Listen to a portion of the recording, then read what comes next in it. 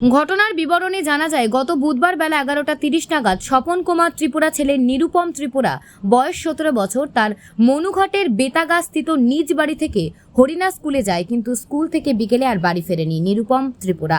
পরিবারের লোকজন তাকে অনেক খোঁজাখুঁজি করার পরও তাকে না পেয়ে পরবর্তী সময় সাবরুম থানায় একটি লিখিত অভিযোগ দায়ের করে এবং নিরুপমের পিতা স্বপন ত্রিপুরা সংবাদ মাধ্যমের দ্বারস্থ হয়ে তার ছেলেকে ফিরে পেতে সকলের সহযোগিতা চায় এবং যদি তার ছেলেকে কেউ কোথায় দেখে থাকে তাহলে 7628897929 ও 9863321430 এই নম্বরে যোগাযোগ করার কথা জানান।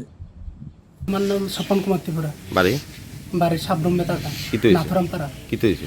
আমার ছেলে স্কুলের উদ্দেশ্যে যাওয়ার পথে স্কুলে গেছে, যা বার ফিরছে না। কি নাম? নাম হলো নির্ভন ত্রিপুরা। কবে বাড়ি থেকে বেরিয়েছে? বুধবার 11টা সাড়ে 11টা নাগাদ, তো 4 তারিখ। এরপরে কি আর বাড়িতে আইছে না? বাড়িতে আসে না, স্কুলের উদ্দেশ্যে গেছে, বাড়িতে আসে না।